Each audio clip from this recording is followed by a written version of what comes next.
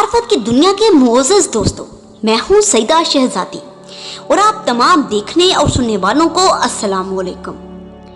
ناظرین گرامی، جو بندہ محمد قاسم کو امام مہدی کہتا ہے یا پھر تصور کرتا ہے کہ وہ مستقبل میں امام مہدی ہوں گے، میں ان سب لوگوں سے سوال کرتی ہوں کہ مجھے بتایا جائے کہ کیا محمد قاسم اطرت رسول خدا سے ہیں؟ کیا محمد قاسم فاطمی سید ہیں؟ کیا محمد قاسم کی شکل معاذاللہ حضرت محمد سے ملتی ہے؟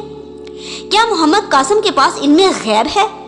کیا محمد قاسم خون امام حسین علیہ السلام کے وارث ہیں؟ کیا محمد قاسم کے پاس عصائے موسیٰ ہے؟ کیا محمد قاسم کے پاس حضرت علی کی ذوالفقار ہے؟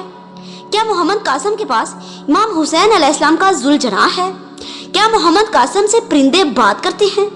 کیا محمد قاسم امام حسین علیہ السلام کی نسل سے ہیں؟ کیا محمد قاسم دجال کے قاتل ہیں؟ کیا محمد قاسم فرشتوں کے استاد ہیں؟ کیا محمد قاسم سے محبت کرنے والا جنتی ہے؟ کیا محمد قاسم خلیفہ خدا ہیں؟ کیا محمد قاسم کی ولادت کے وقت ان کی ماں کو پتہ بھی نہ چلا اور قاسم دنیا میں آ گیا؟ کیا محمد قاسم کی بیعت حضرت جبرائیل کریں گے؟